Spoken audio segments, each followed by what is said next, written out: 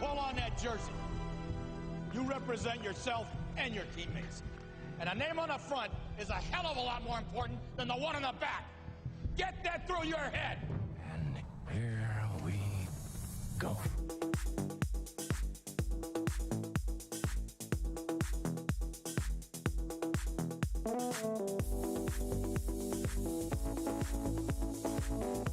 And it is no good. He missed it. Are you kidding me? The season can't end like that.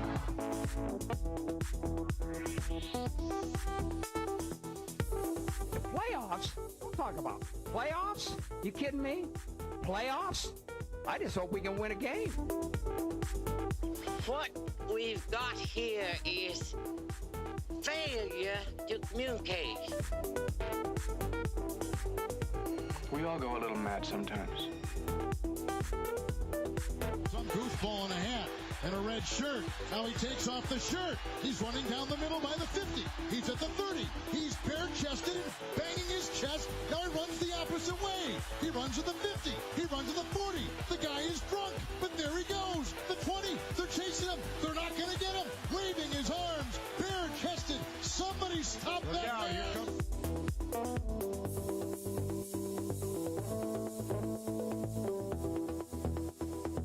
Let's see if I still remember how to do this. Right, welcome back to NETMA after a 2-week hiatus. I'm your host, Tyler FALK. It is good to be back. I appreciate everybody sticking around and giving me a whole bunch of support, especially during the last couple of weeks with everything going on in this crazy, crazy world in which we now live in, with everything happening and with my career occupation. Of course, stuff like this is going to happen from time to time. But I'm back, hopefully for a little bit longer, and hopefully we won't have to take as many more breaks in recording and doing the show. I miss doing the show. I miss hanging out with you guys, just talking about the SFL. While we're back, we'll start doing a lot more of that as we go. We missed a whole bunch in the last few weeks, and again, still learning how to get back in the swing of things. I probably blasted years off with all that music when I was trying to talk, but I'm back. Good to have you back. Thanks for having me back. Lots of things happened. 2 former Houston Hyenas, Kentez Johnson and Warren Murray, both returned from retirement. Kentez Johnson goes in the place of TD Drew in Charleston. Kentez Johnson is now 1-1 in his return. Charleston unfortunately fall in their last week meeting. We'll touch on that, of course, later. Warren Murray is now in a Baltimore Vulture uniform. Oh yeah, that's gonna be fun for Baltimore. Baltimore's probably going undefeated at this point. Not a whole lot that any team can do to stop them at this point. So just like how we said it last year, the rich get richer, and Baltimore adds another piece. Another member gets back in the broadcast booth. We'll talk more about that gentleman here in a little bit as well. And one thing I want to know, this is breaking news at the top of the hour, just in the last hour, I should say. For those that haven't heard, apparently there was rumors going around that the Commish likes to keep secrets about how the league is conducted, based on sliders, performance, all that jazz. And to put it quite bluntly, and to put it quite to try and sum up what the Commish said, I'm probably the most open Commish there has been, and I second that notion that Cam has done an excellent job with the league. Heck, he's more open and honest with us than a certain baseball organization is at the moment. When's that MLB lockout ending? Commish? Commissioner Manfred? That's a little bit suspect at this point. So whoever that person is, whoever those people are, hope they got their 2 seconds of notoriety, and that's all I'm going to say about that. Don't know who those people are. Hopefully they were educated by the Commish.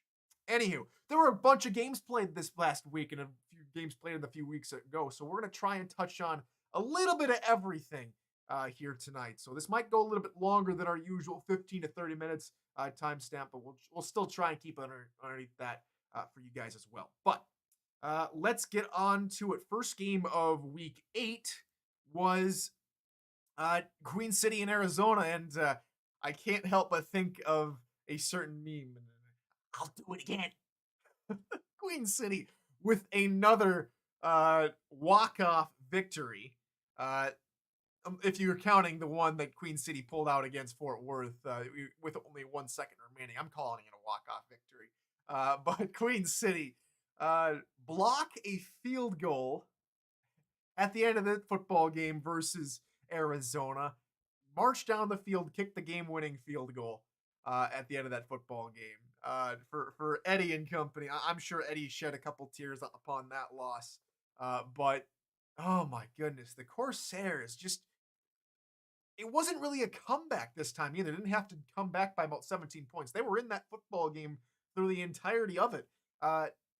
They could have easily lost that football game if they hadn't blocked an Arizona field goal. So huge props to Queen City and their entire football team in order to get consistency throughout that entire football game and eventually pull out the victory. So Queen City in a theatrical win over Arizona. If Queen City get back into the playoffs, getting back into the playoff picture and maybe get back into a competitive standing, maybe we see Queen City in the playoffs again. We'll see. Anywho, Queen City with a very nice victory. On to game number 2. That's going to be Sioux Falls in DC. I was on the call for that football game, and the one thing that could be said is DC could have won this game by about 28 points. 28 missed opportunities, mistakes, 14 points off of turnovers Sioux Falls were able to score on DC, and 2 touchdowns were taken away because of penalties, both of them offensive holding.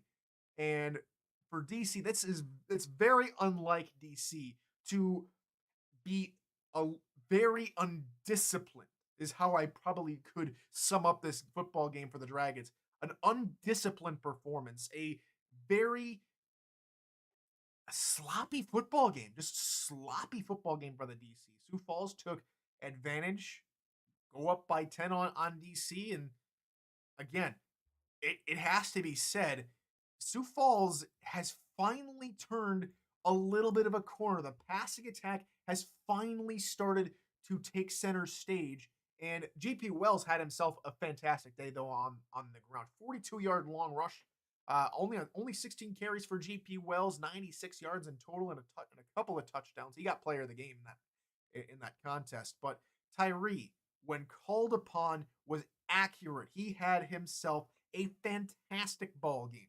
83.7 completion percentage, 3 touchdowns, 0 interceptions.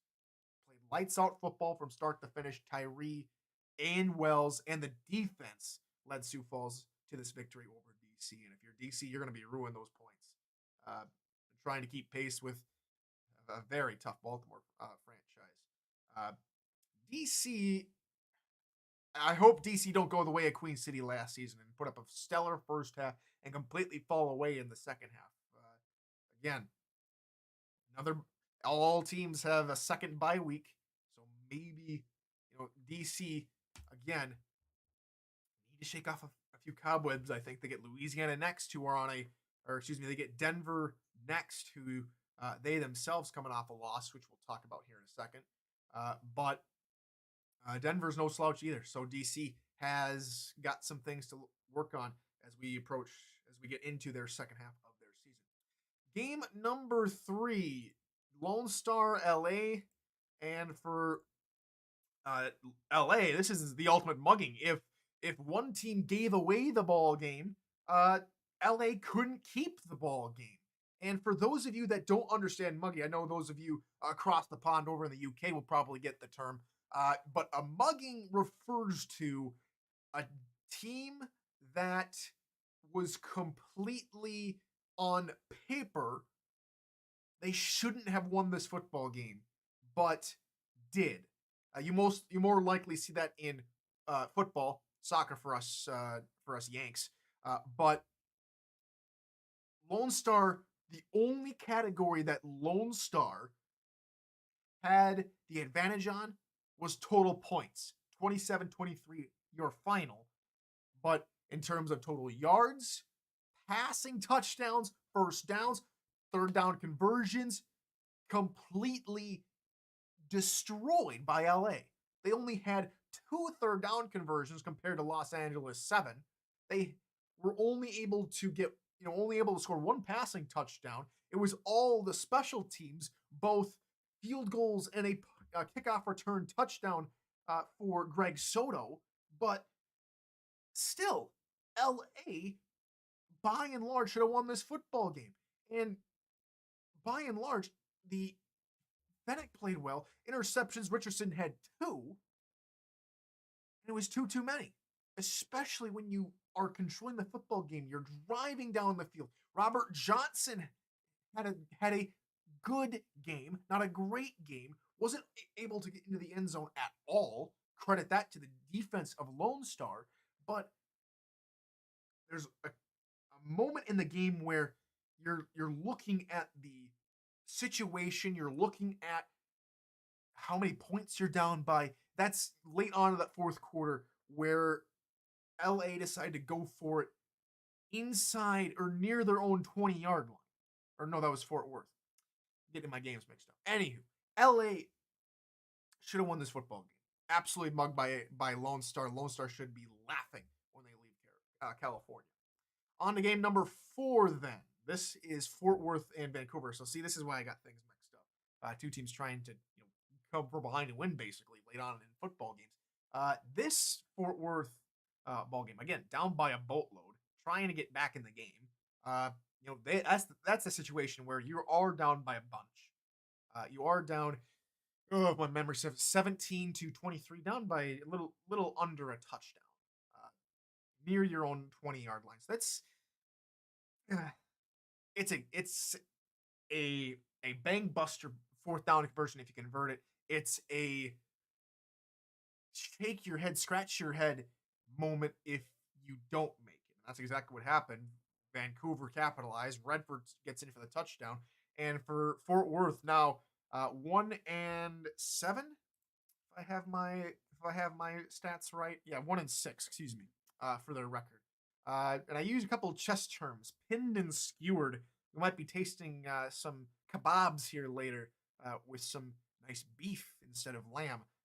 But Fort Worth just haven't had a standout season. The defense has, early part of the season had been pulverized. They kept it together for the most part here in this game against Vancouver, but the offense couldn't capitalize. Lots and lots of mistakes for Johnny Reno and company. They had an okay day on third down, only converted 1 less third down than Vancouver, 60% to 70%. They did score a couple of passing touchdowns, though Reno was intercepted 3 times. One of those, none of them went for a pick 6 when I thought they did. None of them went for a pick 6. I thought Arf got one. No, I am mistaken. Anywho, pinned and skewered.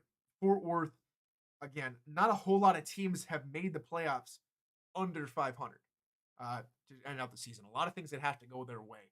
And for the Toros, they stand on the other side of the gun barrel, looking down the barrel of their own playoff demise, or playoff opportunity demise. So hopefully, Fort Worth can make somewhat of a season and hopefully keep a lot of their players around for this next season and maybe make something out of it. But right now, again, they went up against a tough team in Vancouver. There's not a whole lot to say. That they've had a tough schedule. They have a few other teams Fort Worth do when it comes to we got San Diego, which is about a 500 team, LA around 500, Lone Star a little bit over 500. So it's going to be tough. And you're right, Bo Martin Jr. I am thinking of your pick 6. And you got Portland and Houston. So the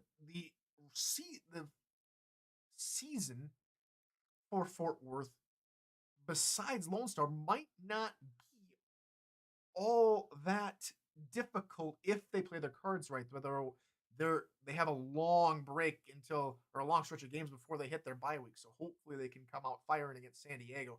Otherwise, they'll pretty much kiss their chances goodbye. So that's all the Saturday games. On to Sunday, and all I got to say about London and Denver is run, Robert, run. A big game for Robert Merrill, and again, a more balanced attack, something that they started to work back into the system and get Robert Merrill back involved. And not only was he able to capitalize in the run game, but he had a heck of a touchdown swing pass just inside the red zone that even got T-Roy in the booth a little jumpy, a little happy. And to see Merrill start to become a more centralized focus in terms of an all-around game plan is fantastic. Is fantastic, I have to say. A lot of good plays, not just the Robert Merrill, and even in the loss, Isaiah King with a Statue of Liberty interception, probably the most athletic interception I've seen this season. That's definitely on the top 10 for the SFL. If you heard Andy Hamilton on the call, definitely part of the top 10. A little nod to a certain 4-letter organization in their top 10. Anywho, back to London. Pickler, he was intercepted twice, but, for the most part, he kept the mistakes down to a minimum, and Eric Price was the one who had 4 interceptions. Pickler was pickled 6 once, but that's pretty much it. He kept it under control for the most part. If it wasn't directly into one of his teammates, it was knocked aside or incomplete. So again, trying to put it where his receivers are and not where they're not, I think is where Pickler is going. It's worked out pretty well so far for London as they mount a comeback and mount a playoff push toward it. But defense played really well. Wyo with a trio of interceptions. All in all, London played a very stable, solid game. Denver unlucky, and for Pickler, first time he's beaten London in his career. Okay, Mexico City, Portland, and it has to be said, kind of like the Titanic, Portland's season is toast. It's toast at this point. I don't have an official playoff chances.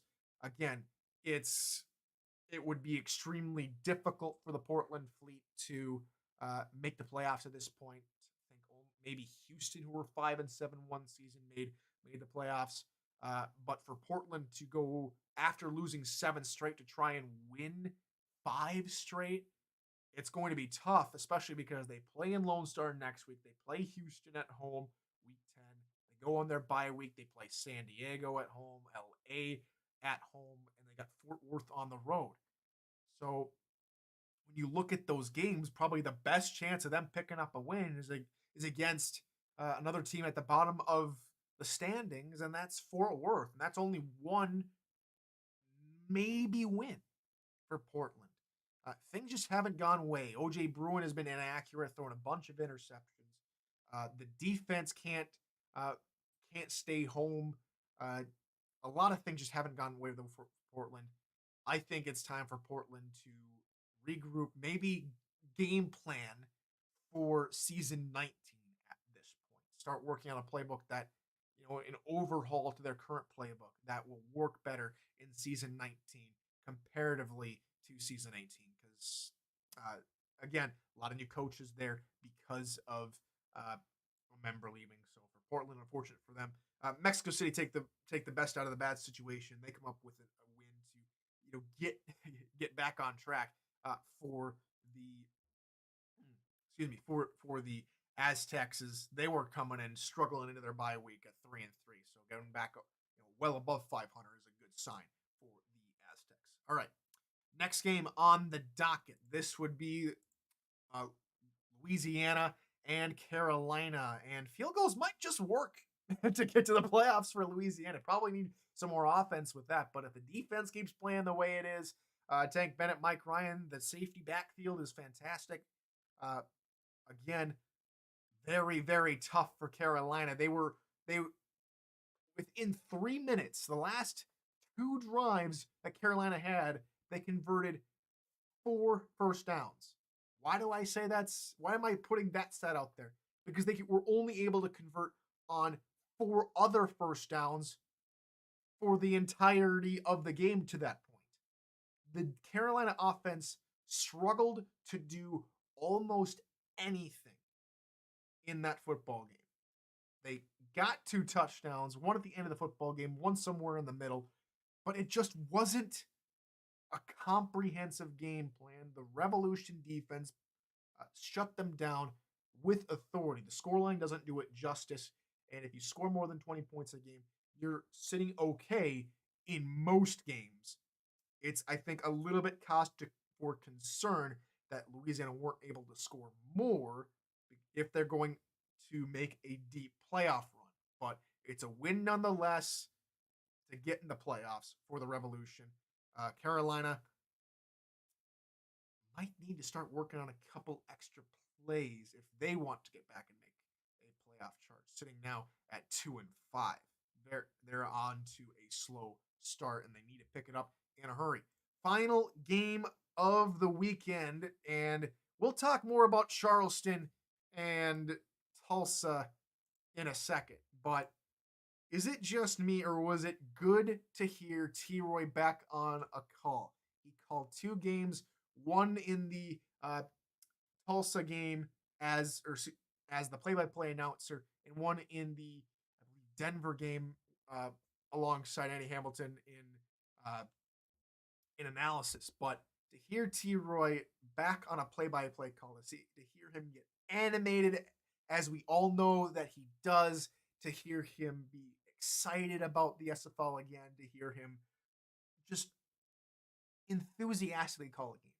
There's not many people who can do it like T-Roy. And it was a treat, a last-second treat, covering for another member of the broadcast team. But T-Roy, back in the saddle for play-by-play. Welcome back, my friend. It is good to have you back on the broadcast team. Good to have you back on calls. And I think the game itself, especially for Tulsa to come and take down Charleston the way they did, definitely a very good game to call. Very limited were the Predators. 4 interceptions for Kentez Johnson. Might have been the welcome back shine, being phased off with Johnson throwing a couple interceptions. But it's good to see him back. One thing I wanted to mention about Kentez is when he came back, when he made his post in Gen Chat saying, I'm back, and all signs at that point pointed for him to maybe at that point it looked like he was going to go back to Houston and take Dave Burr's spot. The way it looked from an outsider looking in. But as we all know now, he takes over for TD Drew. Played a very good game in week 7. Now we see a little bit of rush showing on his return. But again, Tulsa's defense with a solid performance. 4 defensive backs, all 4 of them, Heslop, Arthur, Rashid, and Thornton all pick up an interception in the victory. They put their offense in good position. The running game for Tulsa was superb. Douglas Brown had a coming out party. 35 carries, close to 150 yards and a touchdown. Very solid day for the about to be married halfback to Brooke Beisel. So Tulsa with a solid game. JQ limited the mistakes to a minimum. It was clearly the pass to set up the run, just to throw him off tempo. But clearly the man getting the carries left, right, and center was Douglas Brown. Had himself a game. Picks up a much-needed win. And Tulsa are looking more and more like a playoff contender. For the Charleston fans, just remember what I said back at the beginning of this entire season. You're going to lose some tight games.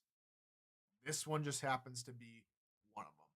Charleston find themselves at 4-3, not out of it in the slightest, but a couple of close losses like that might kick them outside playoff contention. So something to look for if you're a Predator fan. All right, let's take a look at where everybody stands as far as picks. Again, I pick against the spread. The community picks straight up.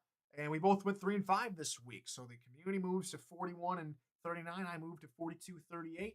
And 6-2 is the best bet record. Again, picking London this week against Denver on a 6.5 point spread. And let's see. Sultan says sources say that LSU's underway were moist from perspiration versus the Lycans. Understandably, yeah. LA nearly came away with a victory on that last drive. A huge deflection in the back of the end zone sealed it. So back on that game, now that I think about it, is that the game where Lone Star win on a game-winning kick return? Is that the first time we said that? I mean, it definitely wasn't at the end, at the last second or anything, but it was a kick return by Soto that put him in front, and they wouldn't look back. So Soto wins the game for LSG. The special teams played lights out. A couple of block kicks in that football game as well. But that is where everything stands. That is where I stand. That's where the SFL community stands.